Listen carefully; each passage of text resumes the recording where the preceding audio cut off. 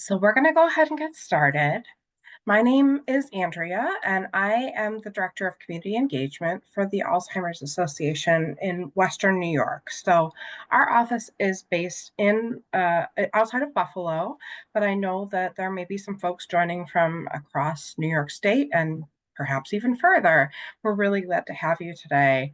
And this is certainly a timely topic, especially as we're getting into the holiday season and things have a way of getting a bit more stressful during the holidays. So I'm very excited to introduce you all to Julie Whitbeck-Lewinski, who is affiliated. I don't know your exact title, Julie, but she's affiliated with CarePatrol, which is an organization that serves Western and Central New York and also Pennsylvania, at least the part that Julie works for, but it's a nationwide organization with other chapters elsewhere, just like the Alzheimer's Association.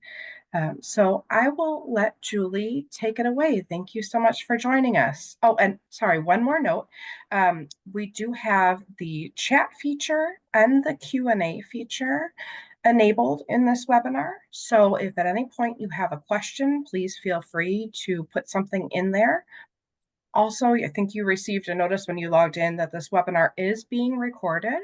We're going to send the recording out to all registrants after the webinar takes place. So if you want to watch it again or would like to share it with a loved one because something stood out to you, we're very happy to have you do that. So take it away, Julie.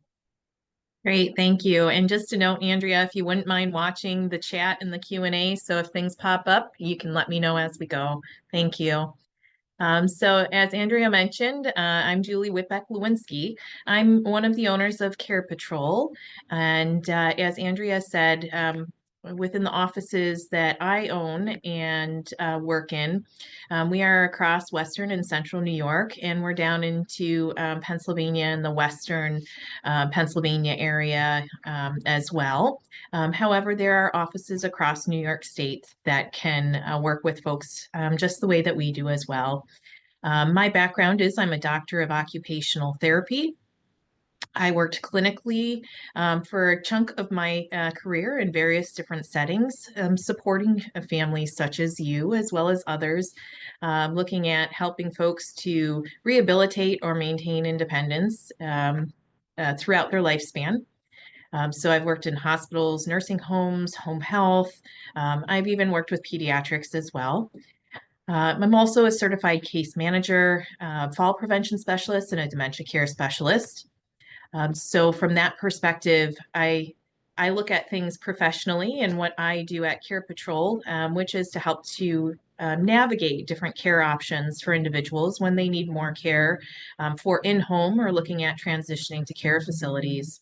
But I also come from the perspective of having empathy with caregivers as my family has been impacted by dementia with multiple relatives that I have from grandparents, uncle, my own father as well. And I come on that level of having empathy and understanding of that caregiver's journey as well, and just how challenging it can be for us throughout the journey, and it changes on a daily basis. So I just wanted to share that perspective and background with you. Um, you know, Caregiving can come with challenges regardless of the person that you're caring for, their age, what's going on with them. It comes with great responsibility. It can come with grief, emotions, struggles, and stress. But it also can create such joy as well too, to be that caregiver and part of that journey. And today, that's really what I want to try to help folks to focus on is regaining that joy. This isn't just a self-care type of a presentation about, this is what you should do for yourself, but it's really trying to look through a different lens. And that lens that I talk about through this is care. Excuse me, it's an acronym CARE that represents compassion, awareness, resilience, and education. So my goal is to hopefully have you embrace a mindset through thinking about this acronym CARE that you can use to help to uncover and think about strategies and resources that will mean the most for you and that person you're helping to care for at the time it's most needed. And to help you to be prepared, part of that is also that preparation is so important to help us to reduce our stress and be able to take care of ourselves as well. It's trying to avoid that crisis from moment to moment or from different times throughout the year or as care is needed. So we'll be, focusing on that acronym throughout my presentation today. You know, when I think about this, your loved one receives a diagnosis and it's like, now what? Now what do I do? This is so overwhelming. This is a huge thing. What's to come? What do I do? What do I have to plan for? Or for some people, it's avoidance. Like, it's there, but you're not really doing anything or talking about it or taking any steps to do anything different. It's like that elephant in the room, that really big elephant in the room. And I go to, the saying, there's only one way to eat an elephant, and it's one bite at a time. And really, that's what we need to think about when it comes to our caregiver journeys is taking that one bite at a time and knowing that it's always going to change. The one thing that remains constant is change. So we have to just kind of look at how can we take those one bites at a time and think about how are we going to get through that whole elephant. So the first part of the acronym, I'm going to kind of go backwards on this roadmap, and we're going to start with the E in care and start with education. It might not seem like a way to care for yourself, but trust me, it actually will be in the end once you think about it from a different perspective and a different lens. So, um, don't we all want to know the secret to caregiving? We definitely do. So I don't have a magic wand. I don't have a special secret or a special sauce. It's really trying to look at different strategies, resources, tools, and support to help us through this journey. So looking through that education lens, education is defined as a process of transferring knowledge and skills and enlightening experience for somebody. So when I think about education as it relates to a caregiver, education is really important for several different things and probably more than what I'm going to list here.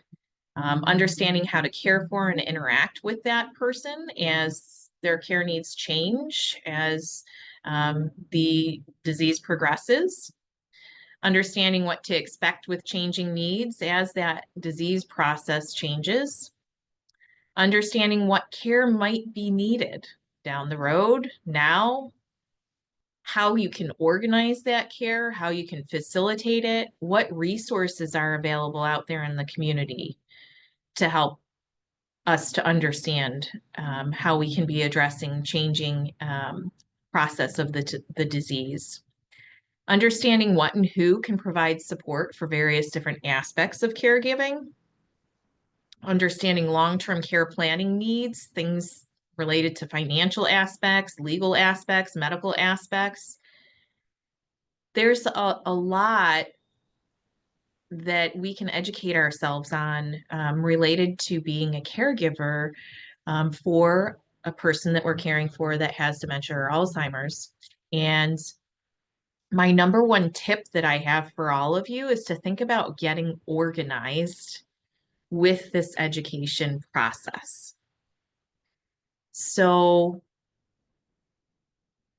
this will help you to really think about things in a more focused way to help you in regards to taking one bite at a time. It will help you to be present with what's going on, be prepared, and it will ultimately help you to be less stressed.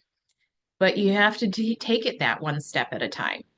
So I wanted to take a moment here to have you all, if you have a paper or a notepad, something to jot things down on, I'd like you to make a list of 5 questions or concerns that you have related to caring for that person you're caring for with dementia or Alzheimer's. I want you to think about 5 questions or concerns that you have and jot them down. So I'm going to give you a couple of minutes to do that. And while you're doing that, I'm just going to play around with my screen because I lost a view of something here. So my apologies.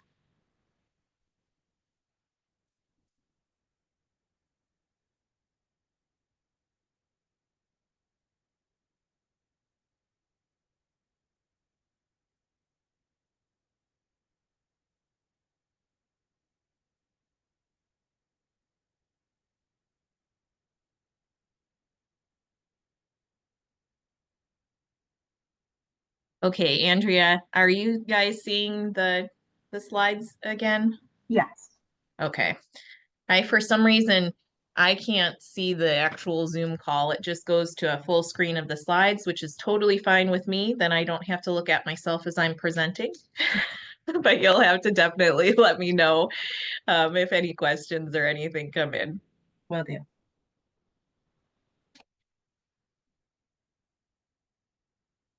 Hey, so what I'd like you to do in the chat box now, as you're thinking about these things, I'd like you to put 1 or 2 of those top questions or concerns that you have in the chat. And I'll give you a moment to do that. And then I'll have Andrea let me know what types of things you dropped in there.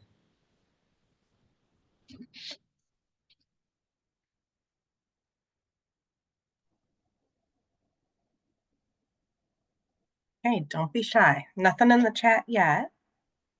So I'll give you some suggestions. Maybe you're concerned about what you need to do for financial planning based on your loved one having this type of a diagnosis. Maybe you're worried about them driving still. Maybe it's about what legal paperwork should be in place. For a person that has cognitive impairment, and when should you do that? How can you pay for care when it's needed? It could be, how do I make sure that we can age in place at home versus having to look at a care facility? It could be, how do I positively interact with my loved one when I'm having challenges with communication? It could be, what do I do if my loved one that I'm caring for is trying to leave the home unsafely? So, what are some of those things that maybe hit home for you? Maybe it's, how do I address sleepless nights for both me and my loved one?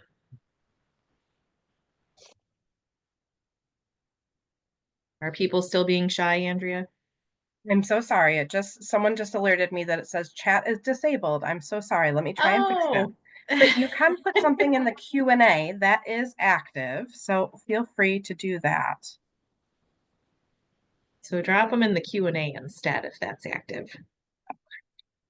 And I may have just fixed the chat, so we can give that a try too.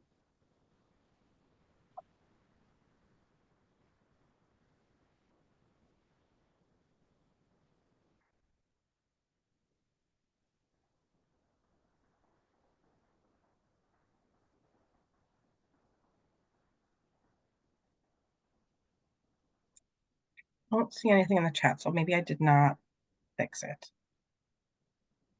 Oh, I did.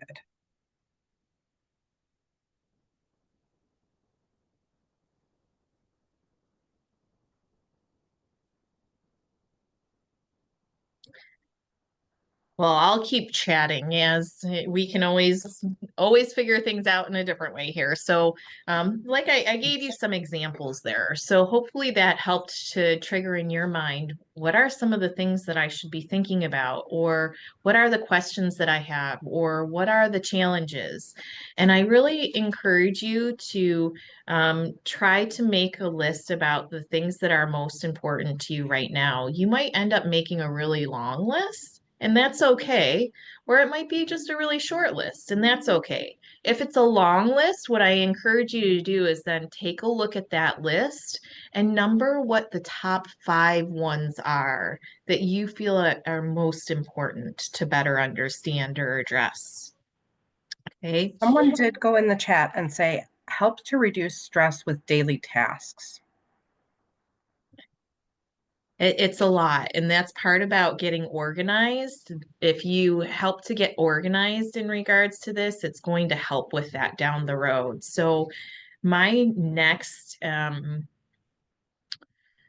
thing that I want to suggest to everybody is I want to encourage you to put together a binder or a box, your caregiver binder or box.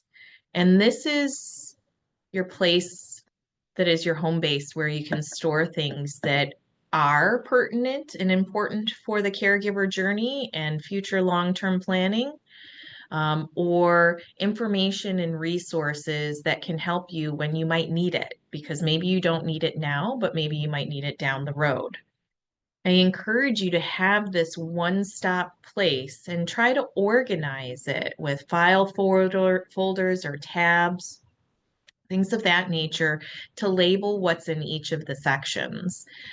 So, for example, when we talk about legal documents, there are things that are really important to make sure that you have in place right when an individual is diagnosed with a cognitive type of impairment or dementia. From things like a POA, a healthcare proxy, sometimes even advanced orders for like a MOLST or a DNR, do not resuscitate as well.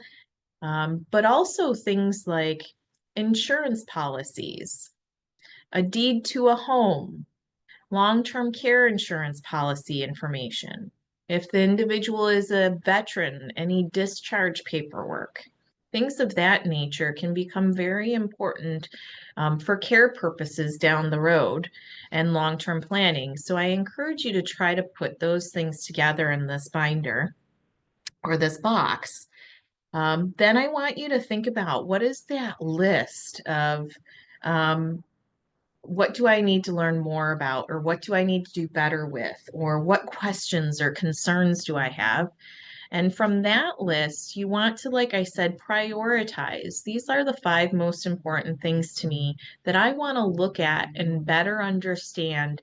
And I always say to give yourself a quarter of a year to do that for each of those 5 things.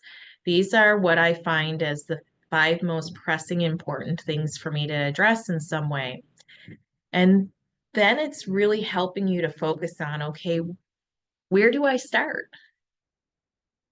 So that is where organizations like the Alzheimer's Association and their care consultations and the different resources and support groups can help you to find education, resources, and tools related to your question, your needs related to that.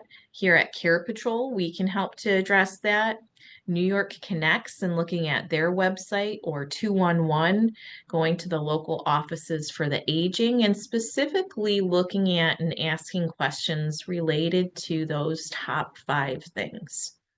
Again, that helps to break it down and to give you more of that bite-sized, realistic chunk so that it's not so overwhelming of all of the things that you're thinking about at once. So I encourage you to think about education in this way, that as if you set yourself up and you do those top 5 questions that I want to learn more about each quarter, it's going to help you to stay ahead of looking at what do I need to address? How do I address it? What are the resources and tools out there? Because it can become very overwhelming to think of everything all at once. So this is what I mean by the E in care, is educating and doing it in a focused and organized way.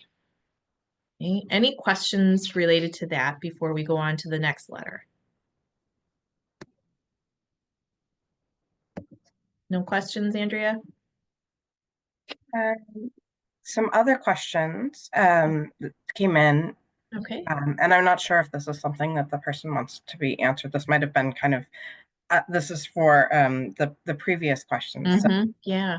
is my loved one okay to be left alone during the day? how can I help him use his phone? He used to be really good with tech, but he's having trouble accessing his music apps. And then are there easy activities he can do to help keep active? Hmm. So those are great questions. So you're looking at trying to seek education related to those specific things that are important right now. Again, it's looking at who are some of the resources in the community that can help you to look at who has the answer in the community to be able to address that. So I know that there's certain suggestions that I could make in regards to looking at technology professionals that help to look at smart setups on phones, tablets, and computers that might be a person that you want to consult with. The Alzheimer's Association might have somebody. I know that Erie County Senior Services has supports that help with that. And like the Dale Association in Lockport does things with technology and helping to support technology use. In regards to thinking about, is my loved one safe to be home alone? Well, that would be certainly something that you could look at talking to the specialist, the neurologist, the geriatrician, the PCP in regards to that concern. But if there are concerns, if you're questioning that, it's probably likely that maybe you are concerned about them being home. So it's looking at what resources might we be able to connect you with to help to make that safety of being in the home safer for that person. And I'll talk about that a little bit later as well. So those were great questions. And that's where you have to start thinking, okay, where can I go to get that education?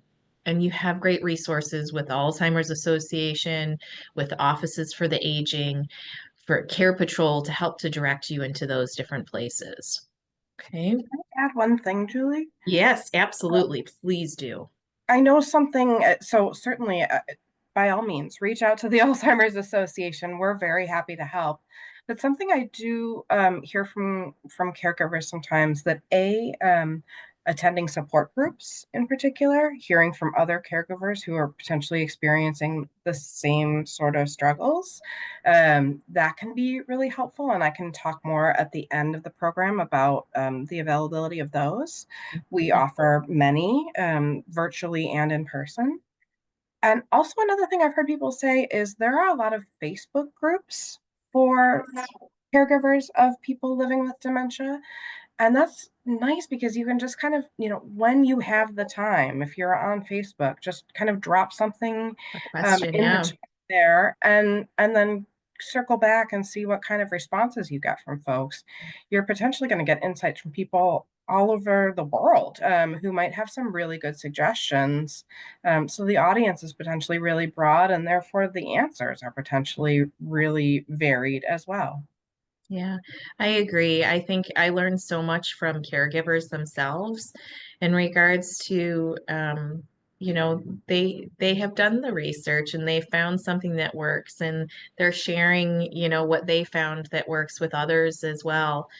So I think that that's fantastic to either do it through a support group in person or virtually, but also those Facebook groups are great. I use Facebook and LinkedIn all the time, asking questions of others in regards to things that are out there. So that's a very useful tool. Resilience is the R in care. And the definition of resilience is to withstand or recover from difficulties. And certainly being a caregiver comes with its difficulties.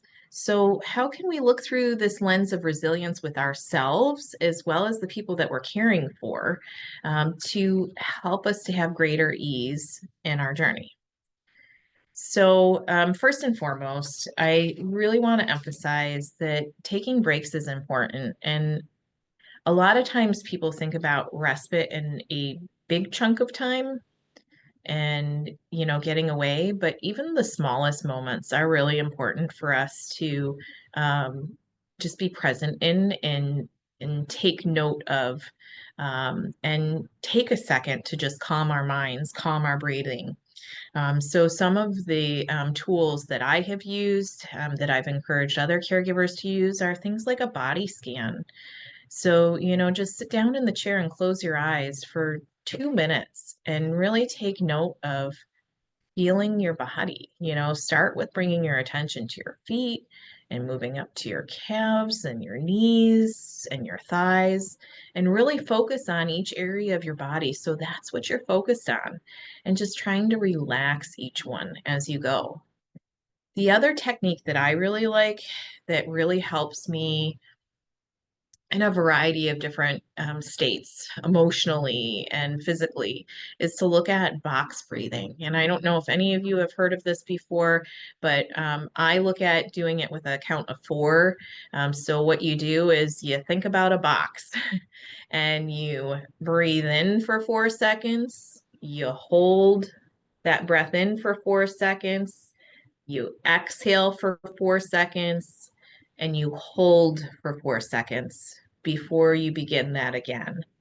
So why don't we just take a moment, and I want you to take 2 cycles of that breath. So it's really just 2 breaths that you're taking with that. So let's do this together. Let's inhale. 1, 2, 3, 4. Hold. 2, 3, 4. Exhale, 2, 3, 4. Hold, 2, 3, 4. Inhale, 2, 3, 4.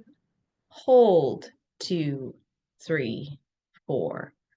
Exhale, 2, 3, 4. Hold, 2, 3, 4. And take a nice deep breath.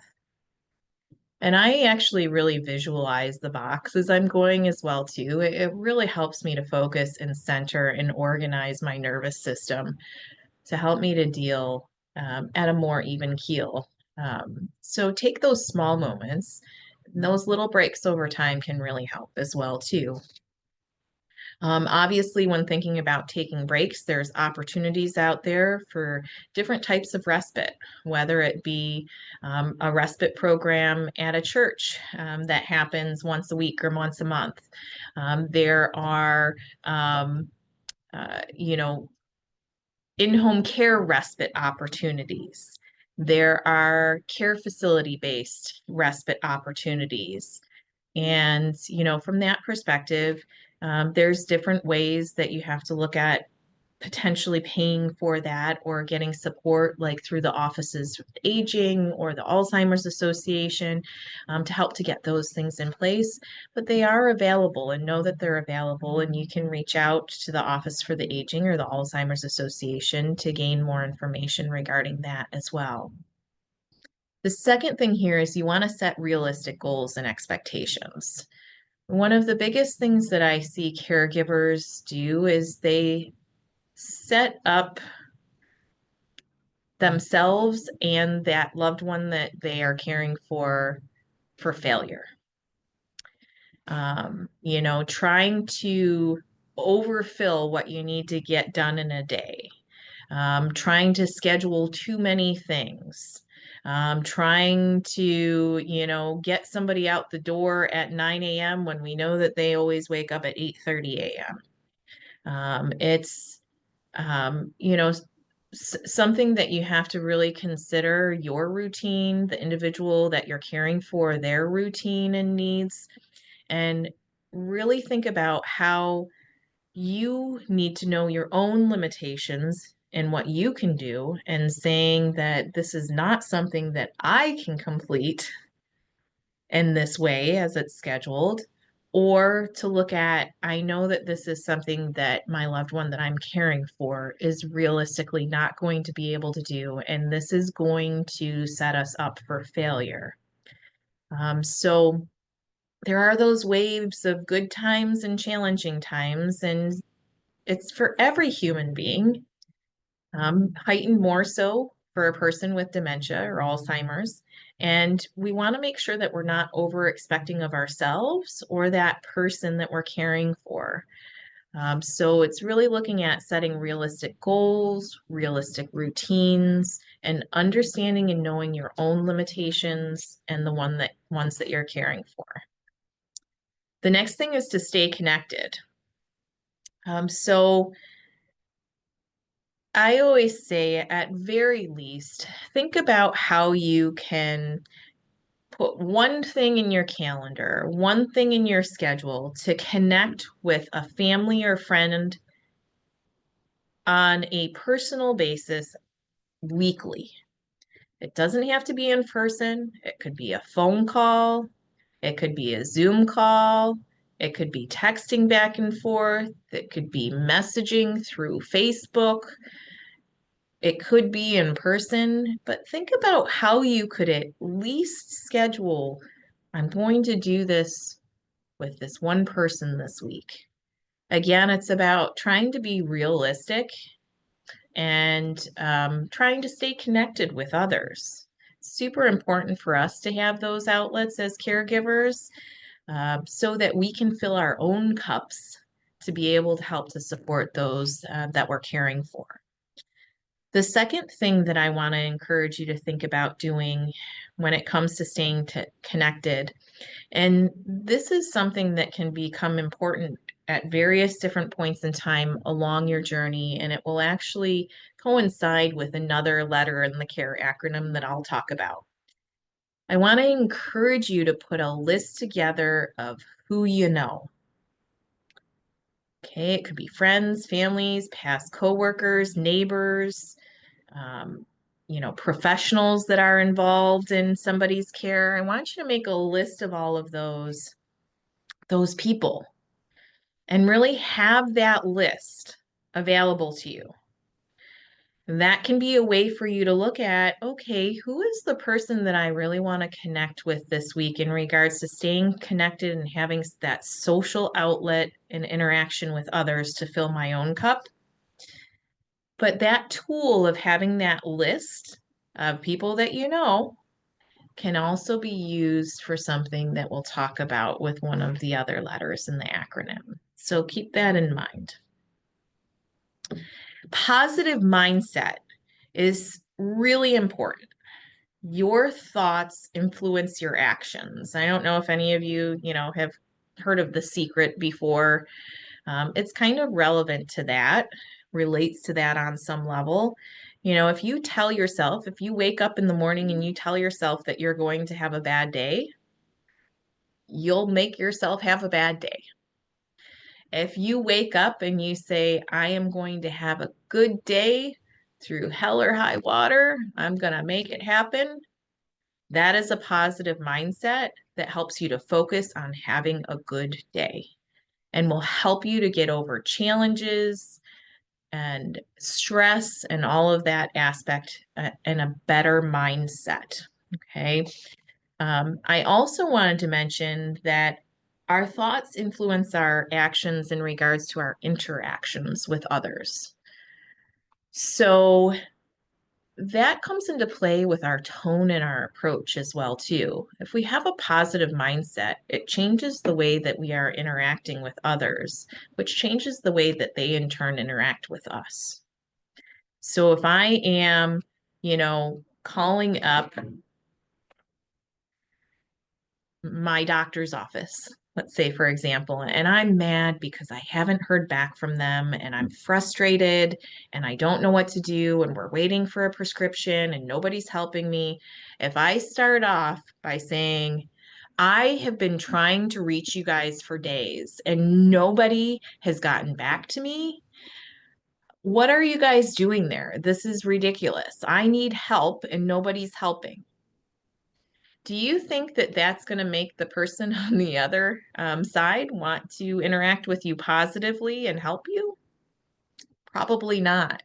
But if I take a different approach to say, hi, I'm really trying to get a hold of somebody. I've been having a challenging time and I really could use your help. Are you able to help me to get in touch with this doctor so that I can understand where we are with the prescription aspect? Does that tone and that approach sound like the person might be more willing to do that? So I think we have to think about that when we're interacting with those that we're caring for as well too, that the way that we interact, the tone and the approach that we take is going to mirror back to us. And sometimes it's very frustrating and sometimes it's overwhelming and we're exhausted and we've had enough. But if we can just try to keep that little bit of light on that positive mindset and how we're interacting, it can make a difference. And I know it makes a difference. I have young children as well, too. I'm part of that sandwich generation, and it makes a huge difference, even with my children, and with interacting with my husband, too. So think about that positive mindset. Being flexible is really important. Everything isn't going to go as planned. Like I said to you, the thing that we can always expect is change. So we need to not get so overwhelmed and negative if things don't go the way that we have them planned or that we hope that they will go. We go back to setting those realistic goals and expectations through thinking about having a flexible schedule that gives us some time in between things so that if things don't go as planned, we're able to readjust and readdress things. The other thing is to really, as part of being flexible, we need to be flexible in understanding the person's reality and perception that we're caring for. And that can change with dementia, with Alzheimer's. Maybe we're having delusions or hallucinations, or we're forgetting that something happened. All of those things are part of that disease process, but it changes that individual's perception of reality. And I just want to emphasize that all of us have a different perception of our own reality, regardless of how much we recognize that or not. So I might be sitting in the office right now and think, oh my gosh, it's so hot in here. I am just feel like I'm being smothered. And then another person sitting in the office might have their jacket on and be shivering and cold to the bone. The temperature is the same for both of us, but our perception and feeling and reaction is different. That's our own personal reality. So we need to understand that everybody comes to the same place with a different reality or perception of that reality. And it's not that she's wrong. Could you imagine me trying to convince her? It is so hot in here. Take that blanket off. How do you think that my colleague would feel if I was doing that?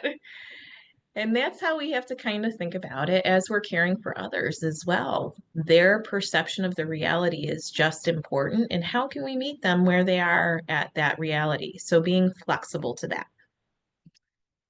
Self-care, this is where it's the taking time for yourself to take a hot shower, to read a book, to go for a walk, to go to your doctor's appointment.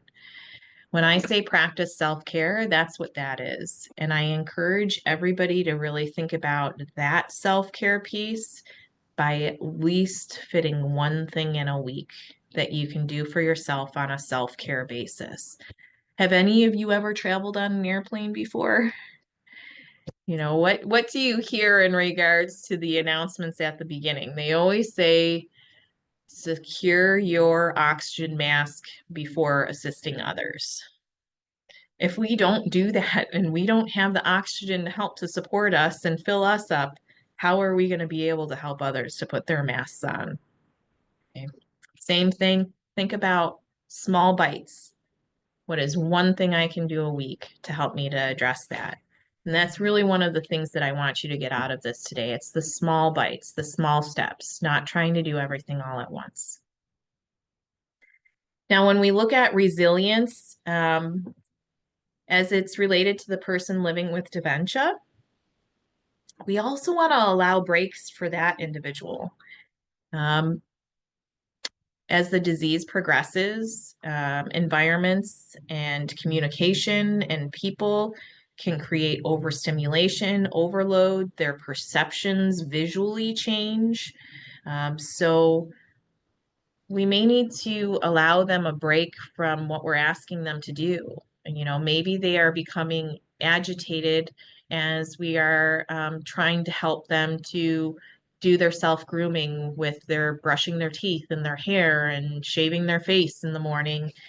Well, maybe it's because I have too many things set all out on the counter at one time. Maybe I need to break that up. Maybe I need to reduce the lighting so that it's not so stark and bright. Maybe I need to change the tone of my voice. Or maybe I need to just give them a break and say, hey, we'll just do your teeth and then we'll go take a break and sit down and we can finish the other stuff a little bit later. That's about being flexible in our schedules as well to allow those breaks. Also want to think about, is there a way for you to create a safe space for a break? So is there a place in your home or in the environment that you're in that you can dim the lighting, that you can have a comfortable seating space, that you can turn on some sort of music that that person would enjoy and help to calm them or redirect them? Okay. And for you to think about using a comforting tone during that time when that person might need a break. The next thing is to acknowledge that person's feelings. So this kind of goes back to trying to meet them where they're at and understanding and having empathy of their perception of reality. And this is where, great technique in improv that I learned along the way down the roads was yes, and it's like, yes, I'm acknowledging, and then I'm trying to think about how do we move away from that. So it's acknowledging feelings. So it could be, you look like this is upsetting you. Why don't we go take a break and have something to drink? You look like you're confused. Let me move these things out of the way and we'll just focus on the toothbrush. You look like you are uncomfortable. I think maybe a different pair of pants might work better. It seems like you're having a difficult time. I'm here. Let's go for a walk. So it's looking at how can I acknowledge what it looks like they're feeling or how they're communicating with me and the feeling behind that, acknowledging that and trying to look at directing. Socialization. Of course, we want people living with dementia to have stimulation of their mind and engagement. And this is where I really, go back to thinking about um, how can we think about things through a lens of meaning and purpose for a person? Is there, something that they like to do to help with others? And how might I be able to engage that person with socialization related to that? Is there, a restaurant that they like to go to and we could meet friends there? So I think about socialization too, as the disease progresses, as something that can be more structured as well, like memory cafes or adult day programs, even socialization and activity opportunities in care facilities. Um, I encourage that we look at how can we create some sort of level of socialization for that person living with dementia to engage in on a weekly basis, like once a week per minimum, just so that they are connecting with others outside of you. Is it having somebody come and visit the home? Is it calling somebody together? Introducing, virtual calling, things of that nature. How can you make that connection? Laughter and humor is great when it comes to resilience. Things don't always go as expected. And it's looking at how can we find humor in those moments, not in a way that we're making fun of anybody, but in a way of, oh my gosh, golly gee, that didn't go like I thought it would. Um, so learning how to use that laughter and humor to help us to get through that and redirect and try different next time. When thinking about using humor, try not to turn that humor on laughing at the person with dementia, but more so point it in your direction. Like I just said, oh my goodness, that did not go as I thought it would. Or I really thought that these pants were going to be a better fit. These look terribly uncomfortable, and chuckling. It's more on you, not on that person. Okay. Um, And then looking at creating a safe environment. And I talked about this a little bit when we were talking about the education piece and the questions that came up in the chat about how do I know when it's not safe for them to be alone? Of course, as I mentioned, that can be something that is shared by a medical professional that does assessments regarding that person. But it also can be something too where we look at opportunities. There's lots of things that you can think about in regards to making an environment safer for a person to independently and autonomously move throughout. From looking at, are there mobility concerns and how do I move furniture around, remove, throw rugs that could cause a tripping hazard, make it easier to navigate, to understand the visual perceptual side of things that, maybe they don't see the stairs the way that they used to. So if I put a piece of tape on the edge of the stair, that will help them to see that. Or maybe this really dark mat that is in front of the door actually looks like a hole that might deter them from trying to go out the door. So there's different ways that you could look at strategies that help to achieve your goal. And there's things as well like cameras, safety cameras, GPS detection systems, different types of locks that can be used. There's a real nice one that I like to recommend to folks that you could put down at the base of the door or up high that visually is outside of their field but breaks the door. It's almost like a hotel lock that they're not able to open the door further than just a little bit. Then you could say, oh my goodness, the door seems like there's something wrong with it. I'll have to go and call the guy to see if he could fix it. So there's different strategies that you could look at helping to make that home safer. And the Alzheimer's Association, I know, has been great in regards to different things that they've gotten through grants to be able to help with home safety aspects of things. And again, social media and Facebook groups can offer great resources in regards to different products that are out there that can help with that home safety aspect. And really, when I think about that, like I mentioned, it's about trying to allow that individual to have independence and autonomy, but do it in a safe way in their environment. So it's things like even thinking about lighting. Is the lighting bright enough? Thinking about the placement of their items for them to perform their ADLs so that they're not reaching too low or reaching too high or not seeing or grabbing the wrong thing. Making sure poisonous items are not accessible, things of that nature. And to not offer help when the help isn't needed. You could make suggestions, but really look at how can you help them to be as independent and autonomous as long as possible. Okay. Any questions on resilience or feedback or comments, anything anybody wants to add there? I don't know if Andrea, you have anything that you want to add before we go to the next letter.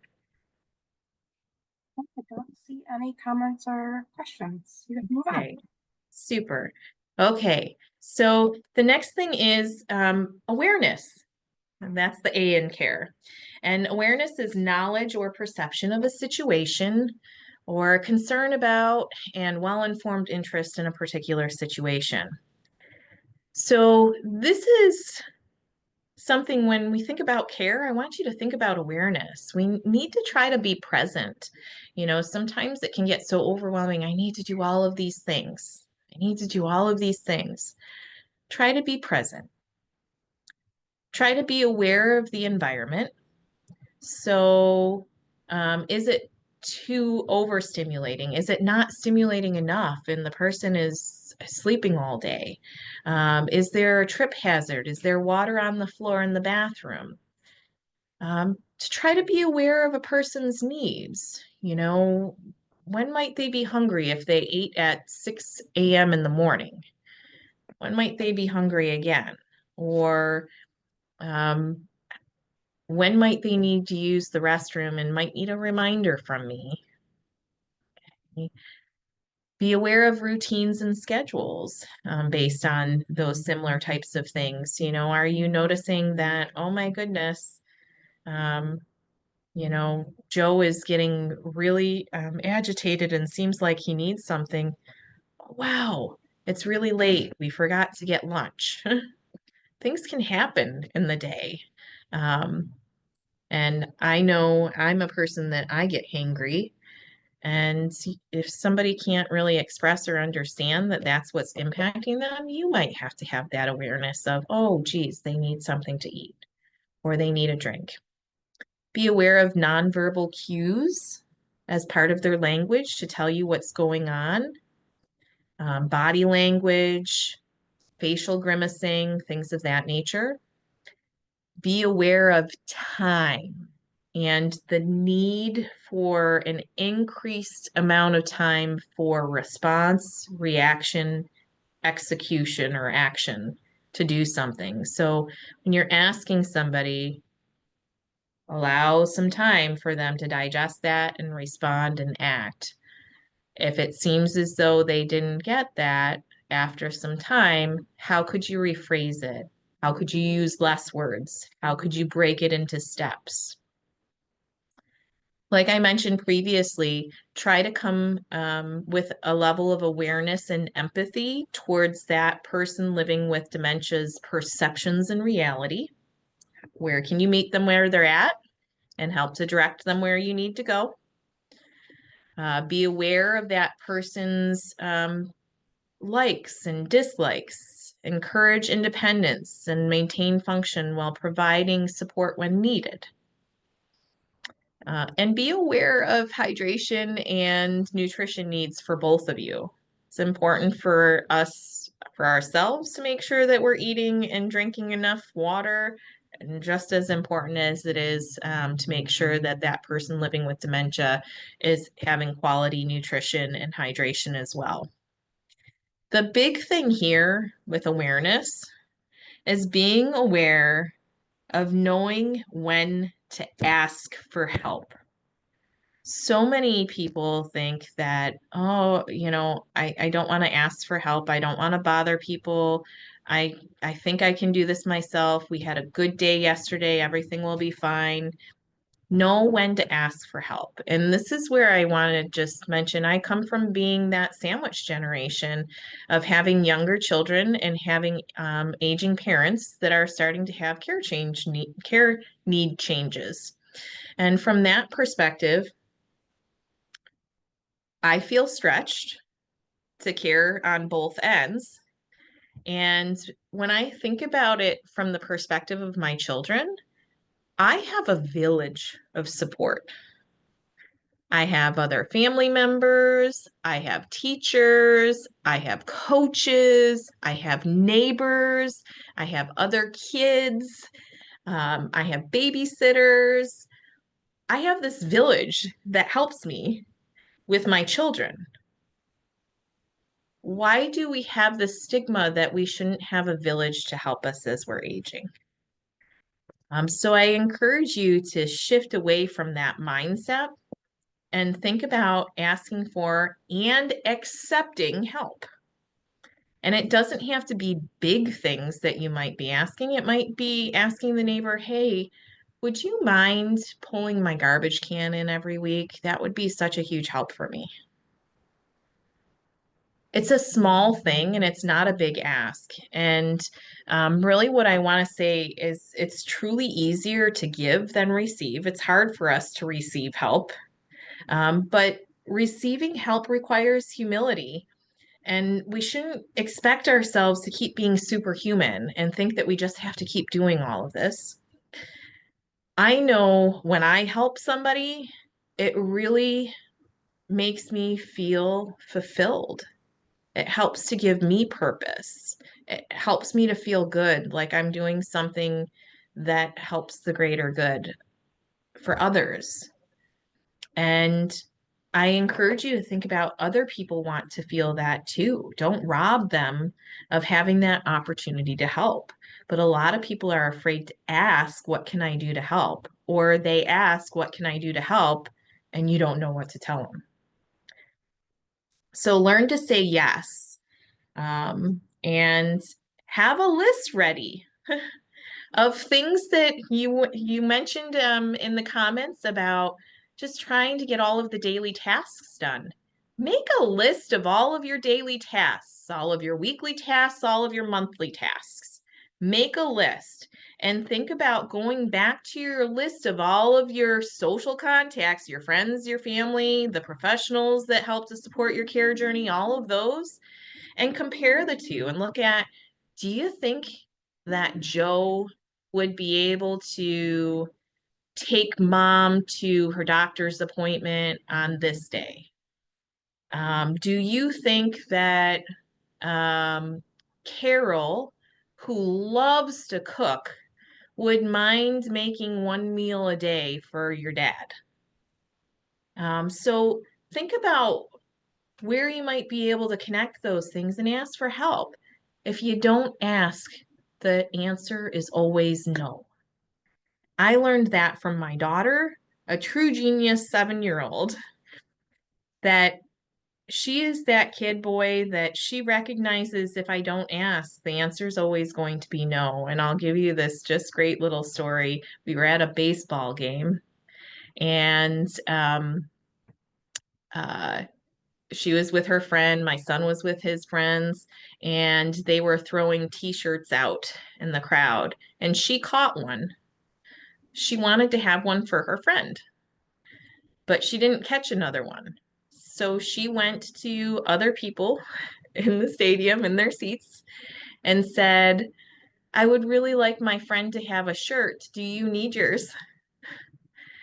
And she came back and she said, I had 2 no's, but I had 1 yes. And I got my friend a shirt. So again, you might get some no's, but you're bound to get some yeses. Okay. All right. Questions, comments, feedback in regards to awareness? We only have 1 letter left here. All right, I'll keep moving then.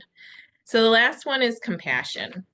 And when I think of compassion, I think of someone showing kindness, caring, and a willingness to help others.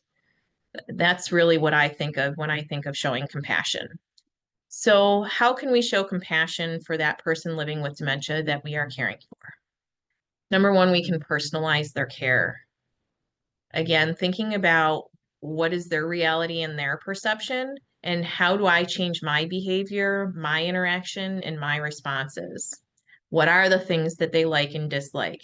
And do I know those things? And how do I put that into play as I'm caring for them? What is their background history? Were they very social?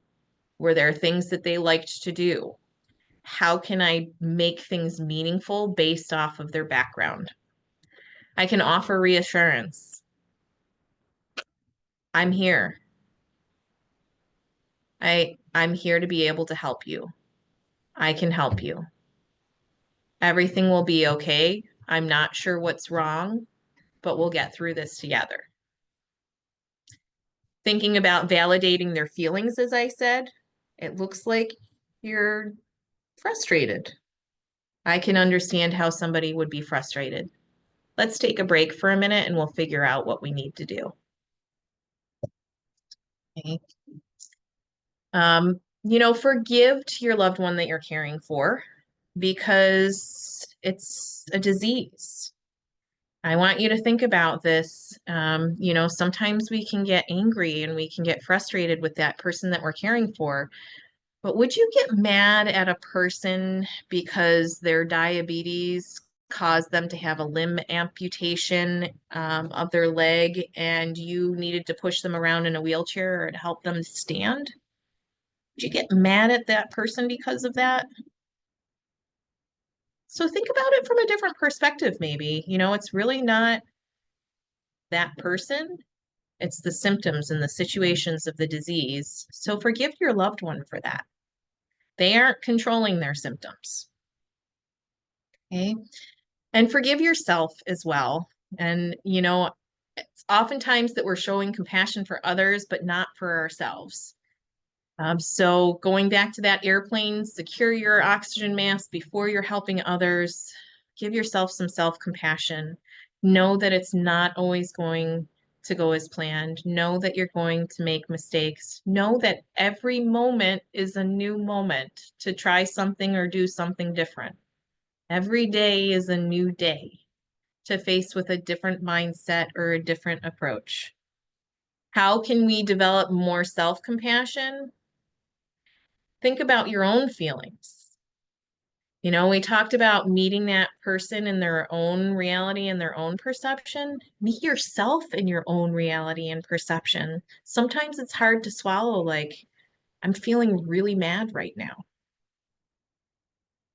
I'm feeling really exhausted and overwhelmed. I'm just feeling so good. That was such a nice time that I had with them. I see the challenges and the progression with my own father. And this past weekend, we celebrated his birthday with family. And it was an amazing, amazing time. And those are the moments that I really focus on and really think about them as wins and think about them finding that laugh and that joy, laughter and joy in those moments and such. He had a really good day. He was very engaged. We were having fun. We were laughing. And those are the things that, I look at focusing on to find compassion for myself throughout the journey. Practice your self-care. Find one thing to do a week that you can focus on for yourself, even if it's only a 5-minute thing, even if it's going to your own doctor's appointment. That's self-care as well. Maybe it's taking 5 extra minutes at the grocery store to figure out something healthier to cook. Think about the self-care for you. Talk up your wins and accomplishments. I just talked up mine with my dad, and I love sharing that. It was such a special day, and I will never forget that. And my daughter is talking about it all week long about how great it was. So, and lastly, in regards to self-compassion, seek support. Know when you can't do anything anymore or you can't do something anymore and ask for help. Any questions, comments, feedback?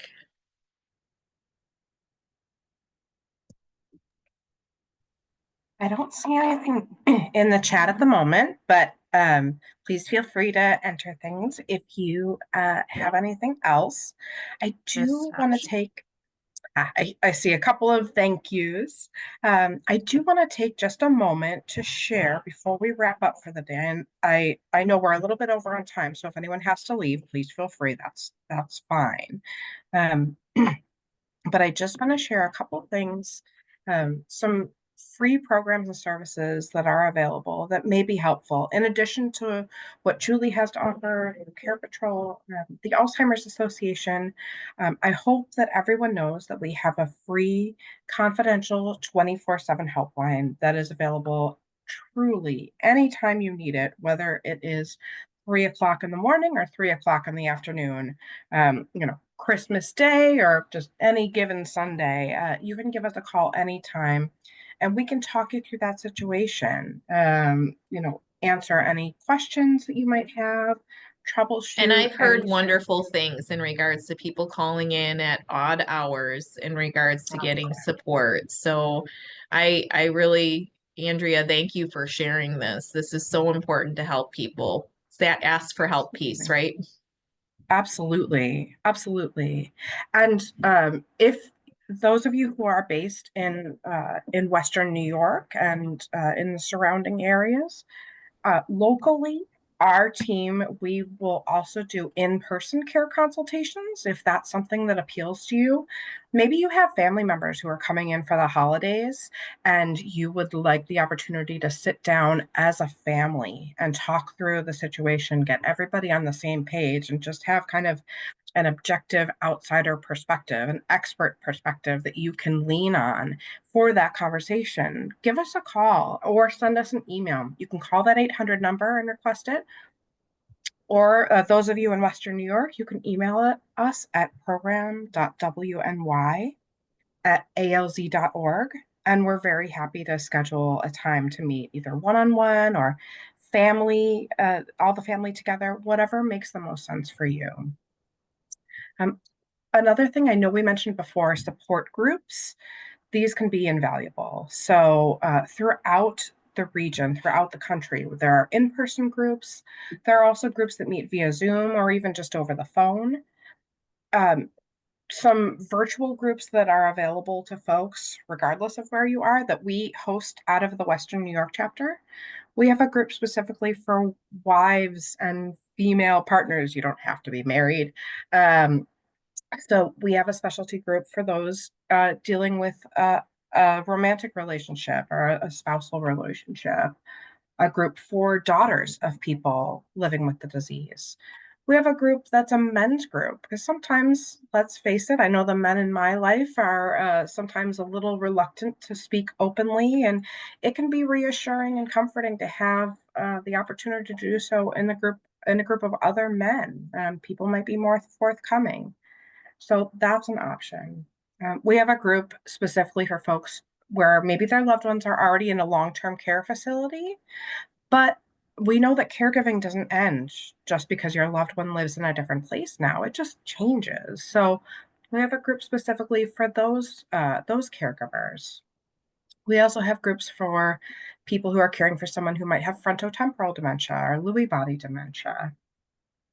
So if you'd like to learn more about those, please give that 800 number a call, or you can go on our website, alz.org, and we have a special section on the website, the Community Resource Finder. That's alz.org/CRF. And from there, you can look through a full database that lists all of our education programs, support groups, all sorts of different things. Some upcoming virtual education programs that might be of interest to you. Just next week, next Tuesday, there is a presentation on palliative care and how that can be helpful for families on this journey with a loved one. So if that's something you're interested in, that's next Tuesday, November 19th from 6 to 7:30, also on Zoom. There's a link here to register, or again, you can call that 800 number. We have some classes coming up in early December. Looking at caregiving through the holidays, again, can be a stressful time. And it may be that when a loved one has Alzheimer's or dementia, we have to rethink some of our family traditions. Maybe the way that we've always done things isn't going to work anymore. So, this will delve into that topic. And even we have some helpful holiday gift guides that can give some useful ideas for people depending on what stage of Alzheimer's disease or another dementia they have. We have an early stage guide, a middle stage guide, and a late stage guide. And also for a guide for caregivers, if there's another caregiver in your life that you're thinking of. And then finally, one more I want to mention. On Wednesday, January 8th, feels like a long way away, but isn't that far off.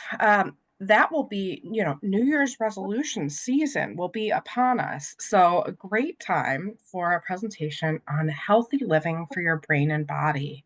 If you have some New Year's resolutions related to taking better care of yourself physically, this class goes into that topic, talking about things that we can do that are good for our heart and good for our brains. And this particular class that'll be again on Zoom.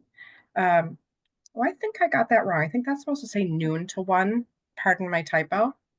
But this class actually, our Hudson Valley chapter is is organizing this class, and they're going to have a local nutritionist who's actually giving the presentation.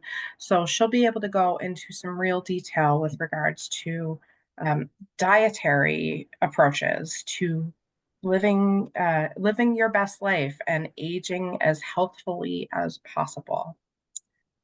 So with that, I'm going to wrap things up. Let me stop sharing. Thank you again, everyone, for joining today. We're really glad to have you. Thank you, Julie, for the presentation.